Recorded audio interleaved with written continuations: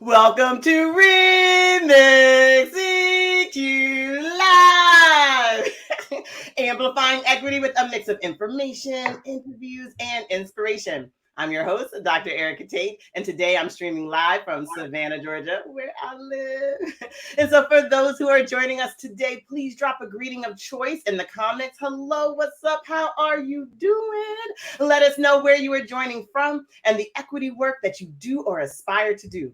And remember, the Remix EQ Live experience is meant to be shared. So I encourage you to push the share button and invite your people, your network, your family, your friends, your peeps to join us. And while those comments are flowing in and those invitations are flowing out, I want to remind you that Remix EQ Live offers us the opportunity to connect and build community with each other around the equity work being performed throughout the world. And we do this by centering the work. That is, our guests and viewers share examples of what they do in their role or position as a way to illustrate the innovative and effective ways they advance equity in the spaces in which they live, work, and play.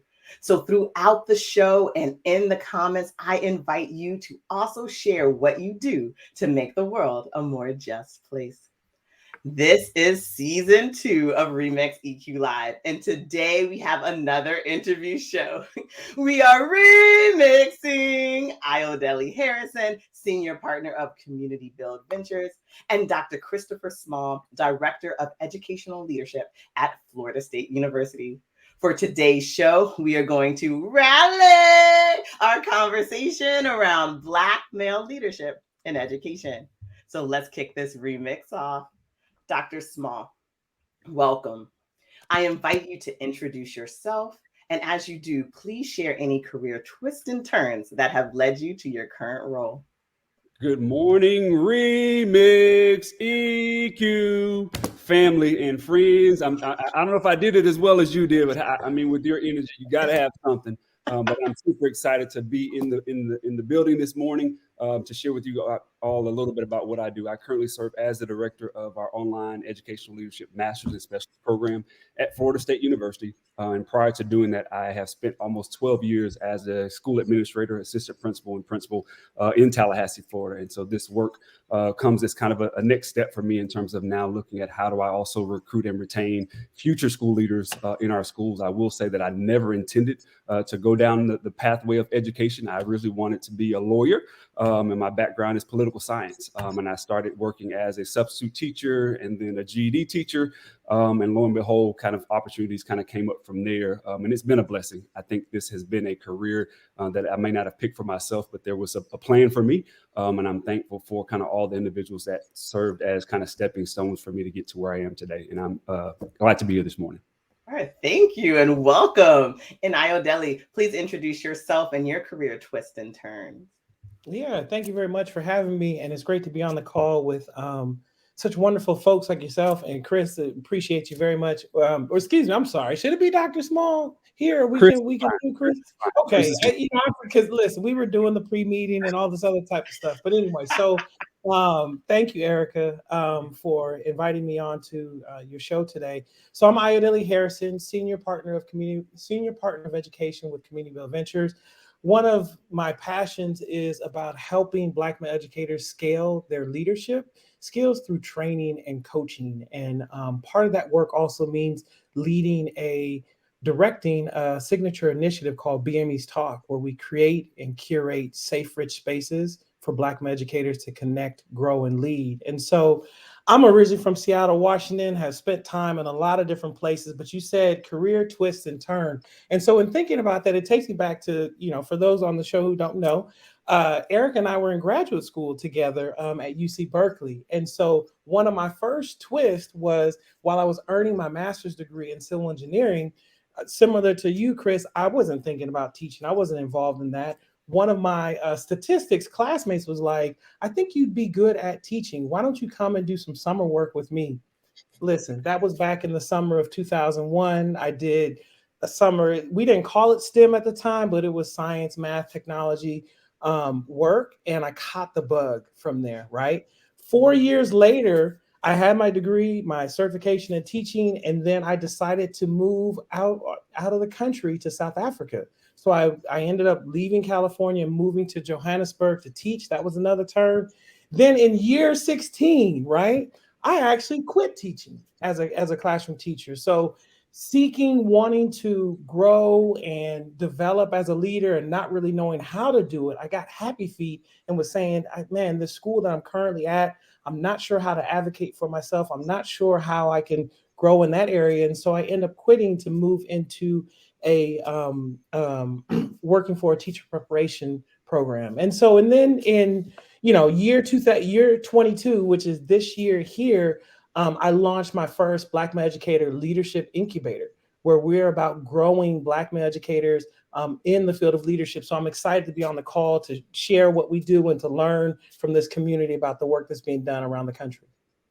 Great. Thank you guys so much for sharing your experiences and your pathways on this show. We really want to normalize twists and turns because it really is how we discover ourselves and also how we figure out the best way to make an impact. So I appreciate that. And especially on an education show, I love it because we can showcase the many different ways that we can impact this educational space or educational institutions. And it doesn't always have to be from within the classroom. As a teacher, there are really many ways to make an impact. So thank you guys. I'm excited to learn more from you. All right, we have some comments. Good morning, Jennifer Berry. Welcome. And good morning, Ayodele Williams. Hi. Good to see you. Welcome to the show. All right. Oh, I'm excited. Comments are coming in. So for those of you who are just joining us, this is Remix EQ Live, where we are amplifying equity through a mix of information, interviews, and inspiration. And after Dr. Christopher Smalls and Ayodele's introductions and them sharing their pathways, I know that you are sharing and inviting others to tune in. And of course, I invite you to interact with us. So post comments, ask questions as we dive and dig into this interview. You are part of the Remix EQ Live experience. Now, recenter the work. This is an opportunity for us to learn from Dr. Small and Ayodele about their approaches and strategies for identifying and developing Black male leadership in education. So we'll start with you, Dr. Small.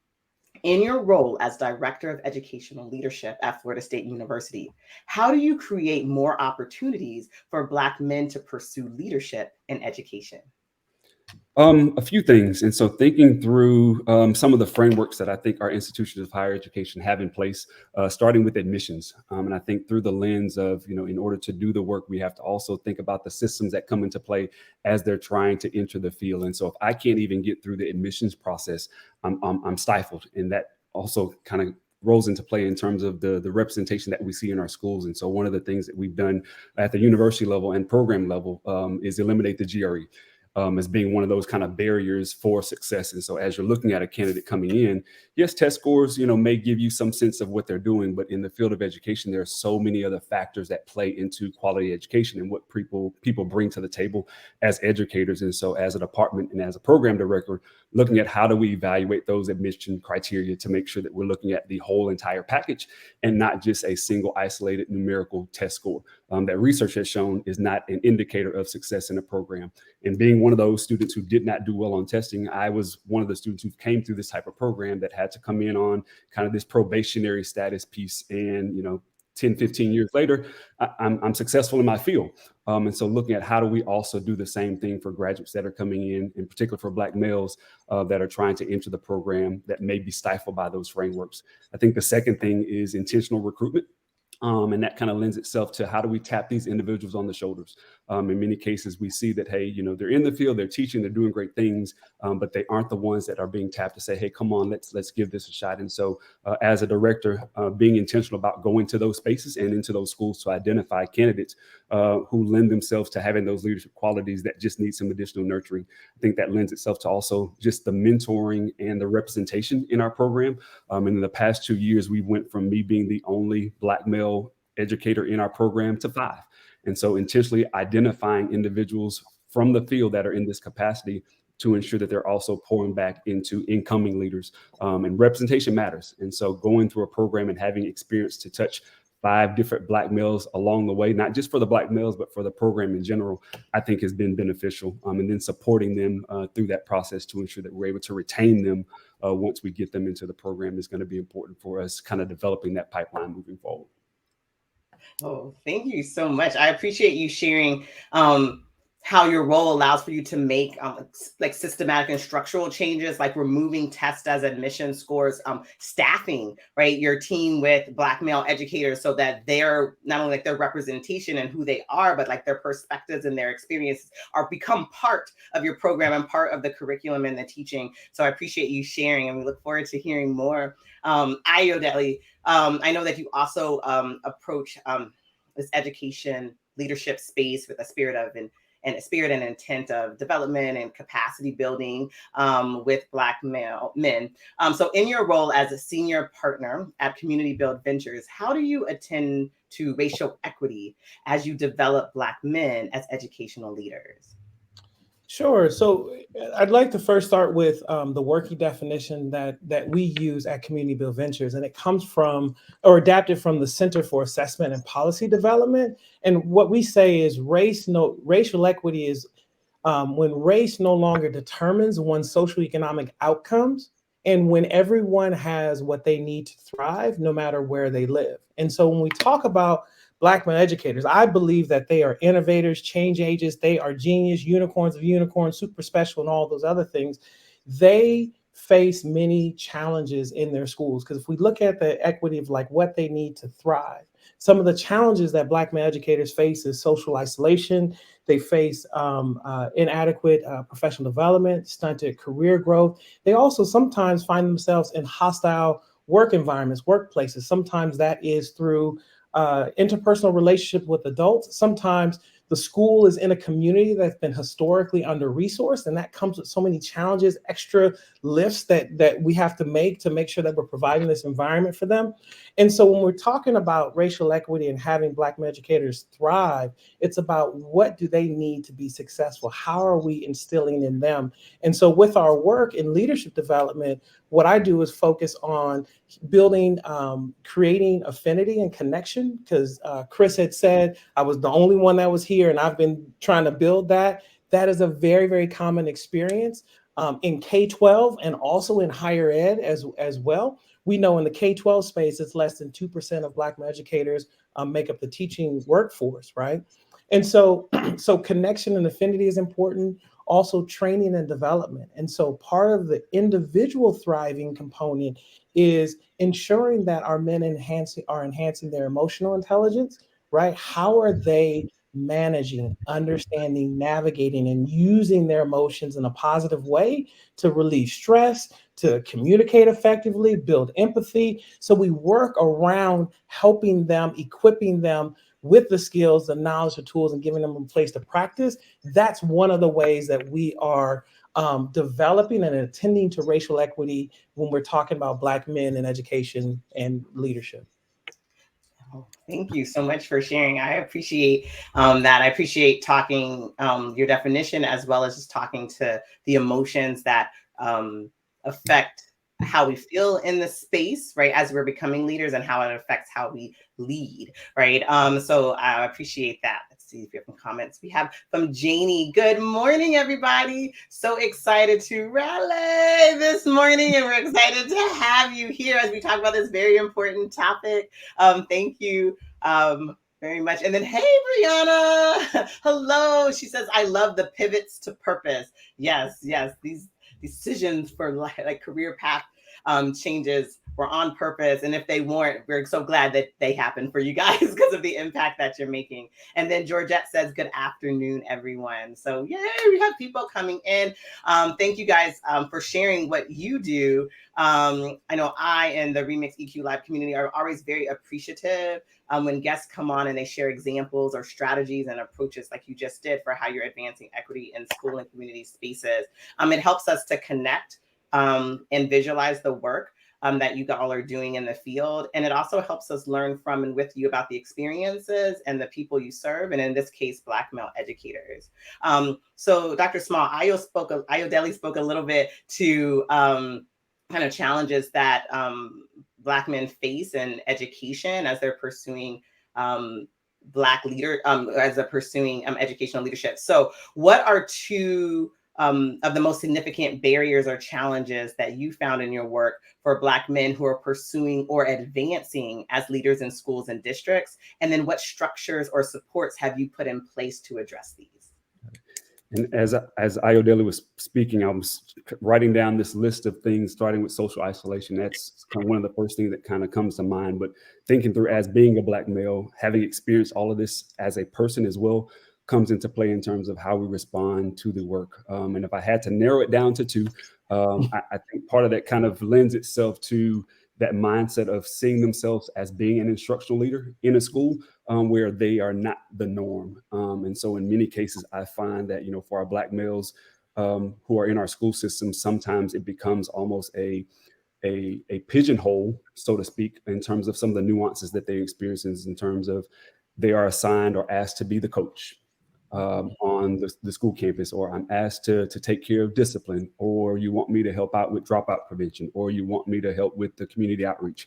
And so these areas, although important to the school system, they don't always lend themselves to the instructional leadership role that our principals are tasked with doing. And so if I'm not exposed to understanding data and how to move the needle with instructional practices, if I'm not exposed to the critical pieces of literacy, how those foundational skills build from decoding to fluency to comprehension, then I am less likely to be asked to become a building principal because I don't have that experience. And so oftentimes that first barrier is they're not exposed to being an instructional leader because they have been tracked in a specific type of role that doesn't lend itself. And in many cases, they enjoy it. Hey, it's something I do. I like coaching. I like going out and doing these types of things. So, at the same time, I have to remind them in terms of how do we curb that, of letting them know that that is great, but you have to also use that and be strategic in terms of how you advocate for yourself to ensure you're also in those spaces when the team is discussing MTSS, RTI, IEPs, and all these other kind of acronyms that come with student supports. And so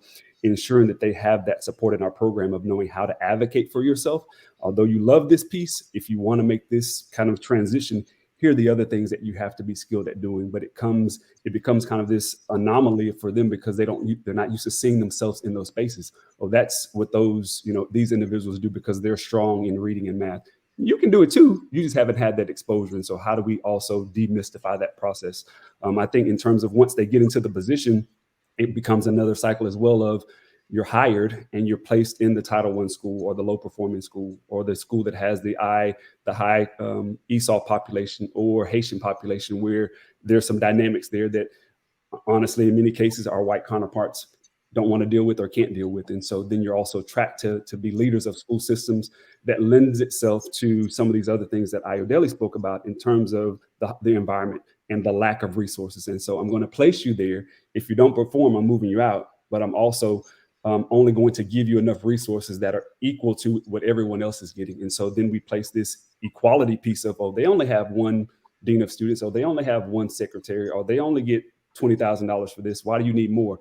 I'm in a different situation. And so the equity work comes in. How do we provide administrators, once they're in the shoes, the resources they need to fit their situation, versus based upon this equality of everyone gets the same and we never make any progress because everyone's not starting in the same place. And so that becomes that work of how do we also support them in terms of demystifying this process of becoming a principal. And then once they get there, how do you advocate for yourself in terms of the resources that you need to be successful in schools?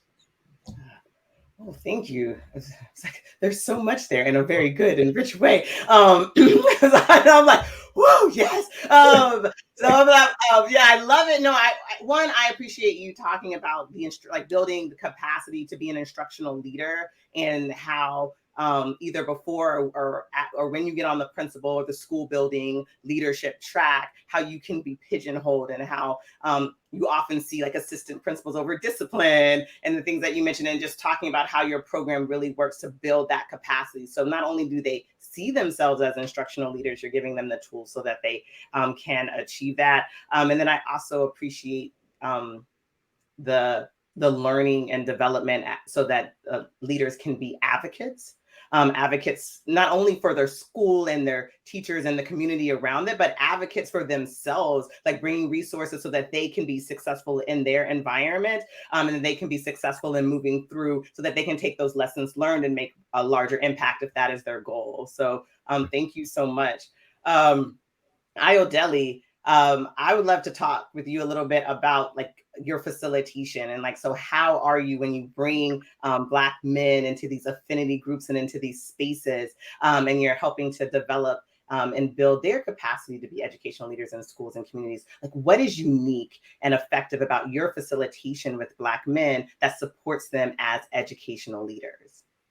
Yeah, thank you. But before I go there, I'd love to go back and comment on what Chris said, in terms of this building capacity and technical knowledge, right? Like, because when we talk about development and training, it's really, there's a variety, there's a few different areas where you can develop. One is in technical skills, the other is in conceptual skills, and another one is human skills, right?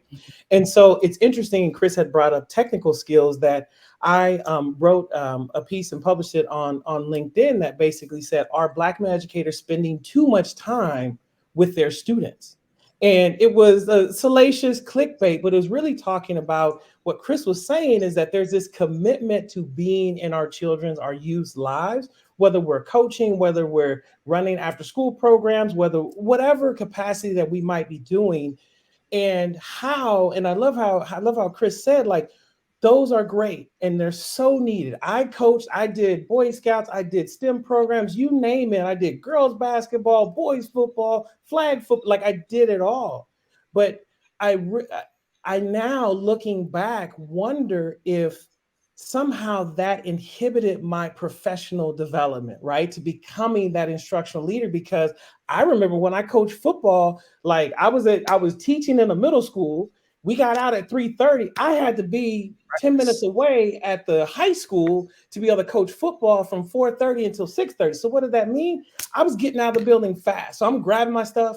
And what that meant was that I didn't have that time to sit in my building, to look at my lessons until later on that evening or early the next morning. Didn't have time to just hang out with colleagues and talk about what was there. I was rushing from faculty meetings to get out there, and just that process time is there. And so we as Chris is saying, we do have to take some time to say, like, there's other places for us to develop our technical skills, right? And so then, getting to your question about what's unique and effective about the way that we facilitate is, one, we center, as I said before, building or enhancing human skills, right? So this is my ability to be in space, to connect, to listen effectively, to collaborate, to facilitate.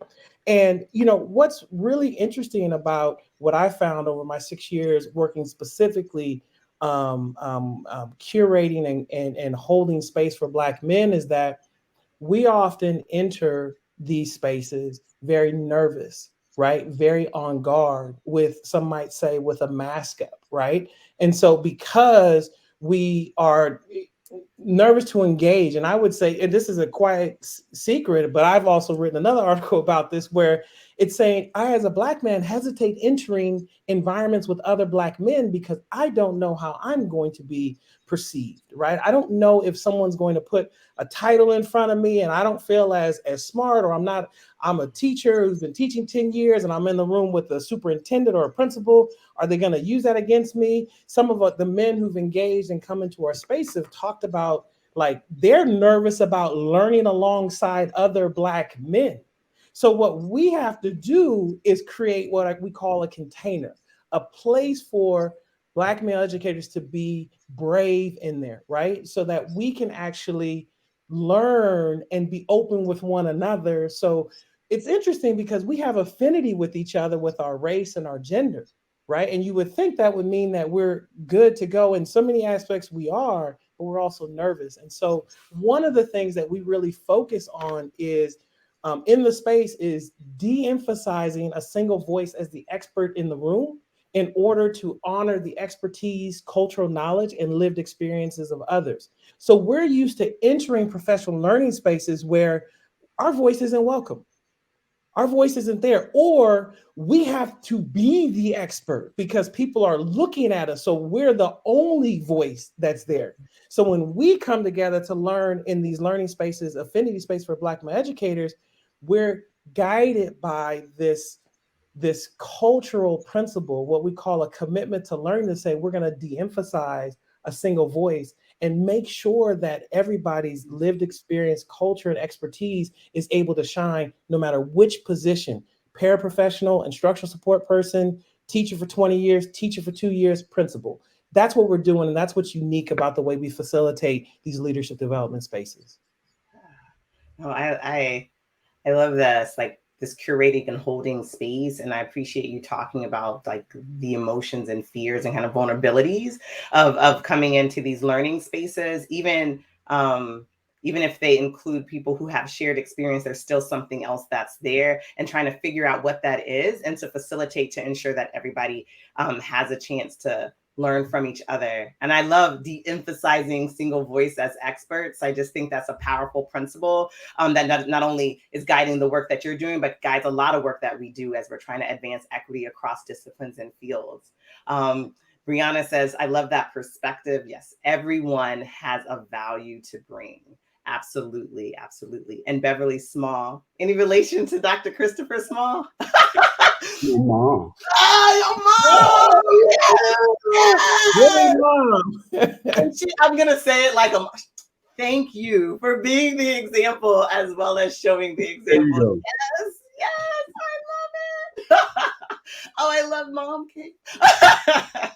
No, and I appreciate that. And one of the things that I was like just noticing, like you guys work in different spaces and you tackle different aspects, right, of really developing this Black men in educational leadership space. But I think two things that really stand out for me is that like you're both not only as an example, changing the representation of that space, but also in who you're bringing along with you and who you're bringing along to be learners and educators with each other, but also that you guys are very much empowered to make change in these spaces, whether it's in higher education and it's a program, a certificate or credentialed program, or if it's in spaces where you're bringing them together to like help them with their personal development, so that they can take it to many different spaces across the country. And I think that your representation is an example, but your empowerment to make that change, whether or not it was given to you by your position, like there's still changes to be made and you're still trying to support others to make that change. And so I very much appreciate that.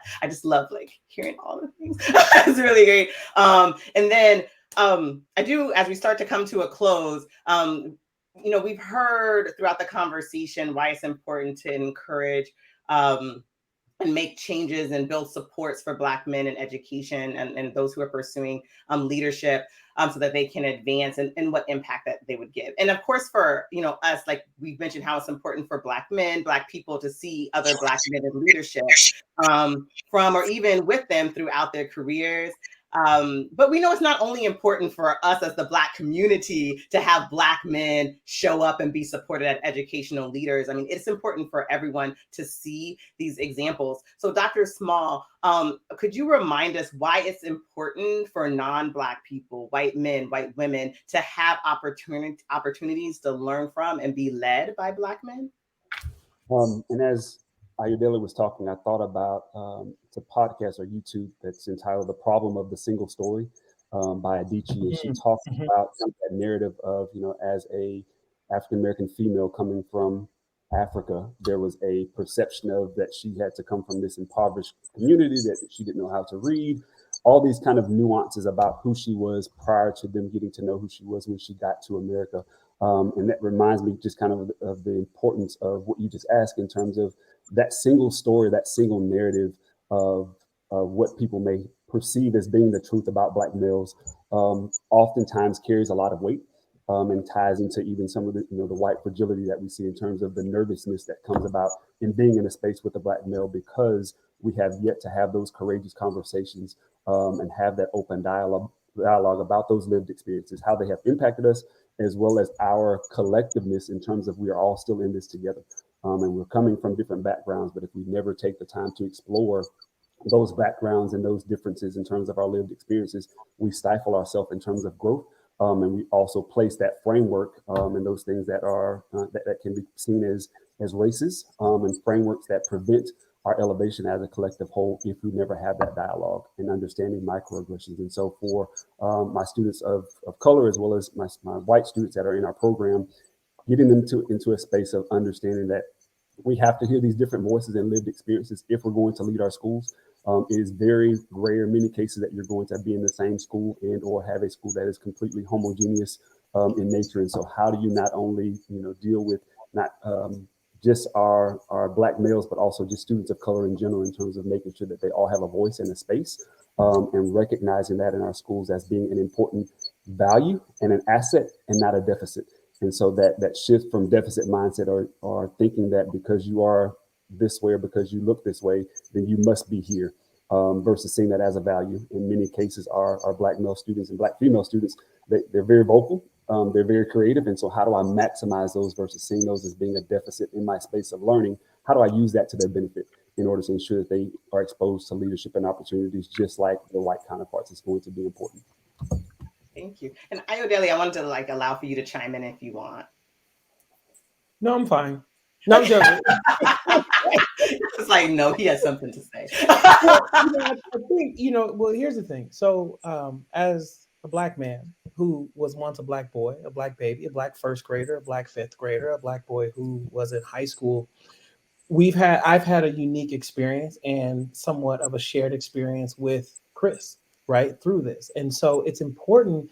I went through K-12, I went through higher ed, also went on to get a graduate degree as well. So I have experience in it. And so the key is what we bring as Black men educators is that K-12 experience, that higher education experience that's needed.